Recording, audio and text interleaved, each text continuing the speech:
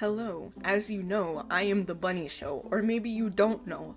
Hello, welcome. Before I get any comments about the eyebrow, I'm trying to grow it back, okay? But for some reason, it only wants to grow back everywhere but where my eyebrow is. It's like, yeah, I'm gonna grow up here and I'm gonna grow down here, but I'm not gonna grow right here. Do you need to see this? Look at that. Look at that. That was so unnecessary. I'm sorry. Let's just get into what this video is about. So if you haven't already watched my video about the Houndmaster in the new chapter that's coming out in Dead by Daylight, go watch that before you watch this, okay? Come on, give me that watch time, people. It's only like 3 minutes long. So with the new perks coming out, I just want to say that I am very excited. Usually I'm not excited about perks. I'm like, they're kind of whatever. Usually it's the killer's power that draws me in, but this time I am excited for the perks, not so much the killer. So I was thinking of some perk combos that will go really well with the killer and the new survivor we're getting, so I'm just going to go over some of them. As we know, All Shaking Thunder, pretty much when you drop down as killer, you get a 75% lunge increase for, a certain amount of time depending on what tier your perk is. That one is a lot like balanced landing. So honestly, anything works with All Shaking Thunder, but specifically going to an indoor map like RPD or... what other indoor maps are there? Why am I so... what? But yeah, pretty much anything. If you want to run this with a looping build, I highly recommend it because it can be very beneficial. But at the same time, I also feel like maybe it's not too helpful because a lot of the time when survivors drop down from a high place and you're chasing them, you usually get them. And that's just my personal experience. Maybe it's not that helpful. Next thing I want to go over is the Scourge Hook Jagged Compass. Now this one is going to be a really great addition just to help slow down the game more. So I think running this perk with any gen regression perk is going to work really well because when you hook somebody, you're going to see exactly where to go, which generator has the most progress, and then you use that gen regression perk to kick it and go on your merry way. Now, some of the best regression perks or just any gen perks in general, I would really recommend Oppression because Oppression just helps you get multiple gens, not just the one that's at its highest, which I really do like. Another one, I'm thinking Merciless Storm is going to be a really popular choice because if you see a gen that's really that's very progressed, you can just go head over there and hopefully they're getting their Merciless Storm skill checks. You can kind of scare them off the gen. I think it's a really great combo. The next one is No Quarter. So No Quarter, once a survivor is self-healing and they hit that 75% mark, pretty much Merciless Storm triggers and they're going to have continuous skill checks just to get that heal off. If they don't get the heal off, they become broken for a certain amount of time. Now, this one is going to hurt my heart. I'm not going to be able to self-heal anymore. But I really do believe that Nurse's Calling is going to come in clutch with this because obviously you see someone healing, they're about to hit their Merciless Storm skill checks, bam, you make them broken because you put pressure on them. I think it's going to be a really great combo for No Quarter and Nurse's Calling, and I'm probably going to run this in my builds as killer.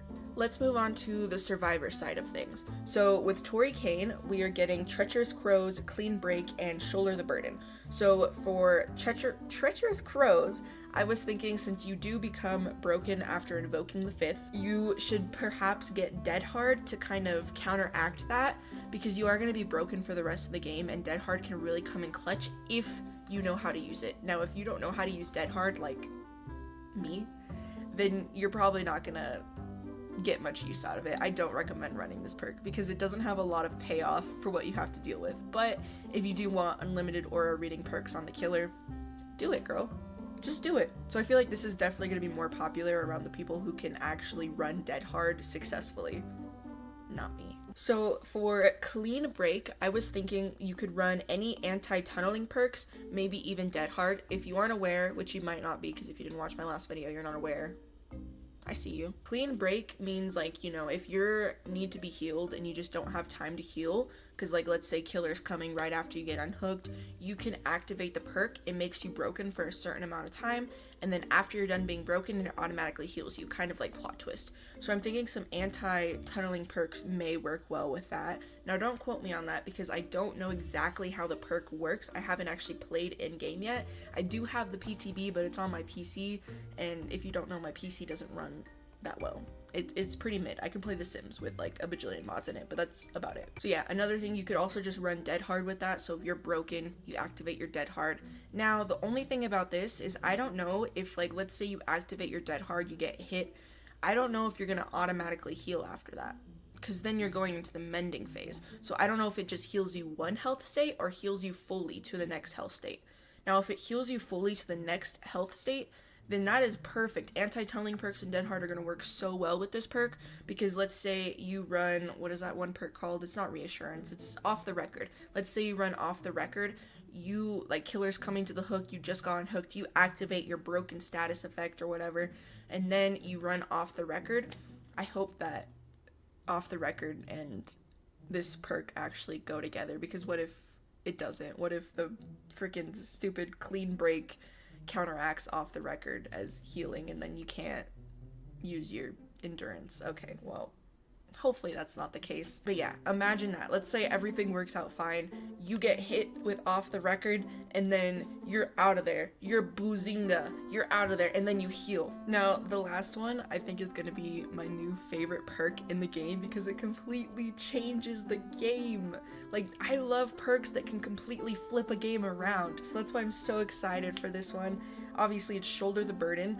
Now, if you don't know, Shoulder the Burden lets you trade a hook state with another player. So if your friend is on death hook and you're not on death hook, you can just swap it. So then you gain a hook state and they lose it. Now, this can just completely change. This is like a really great anti-tunneling perk. Now, you can only do it once per game, but you know, you have to keep things balanced, so I'm not too upset about that. But if a killer is really dead set on killing this one person, just trade hook states. If someone brought a Mori, trade hook states. I think that this perk is going to be really amazing, and I'm very excited to use it when it comes out. So with Shoulder the Burden, I thought it would be really great to like run a saving build so that you can really focus on helping your teammates and really focus on not letting the killer get as many hooks. So whether you bring a toolbox to sabotage, or you bring a flashlight to get those flashlight saves, you get flashbangs, or you know, you do background player, just anything a part of a saving build or even a healing build could be really helpful. So whether you bring botany knowledge or a med kit just to speed things up, I think that it can be really helpful to use a saving build with Shoulder the Burden. Now, let me know what you guys think of the new chapter coming out, and if you have any questions, feel free to let me know down below. Upcoming videos are going to be just stuff for Dead by Daylight Christmas, and I forgot what the other one is, but you'll know when it gets posted. Subscribe for more Dead by Daylight content and more Until Dawn episodes coming out soon. So, love you!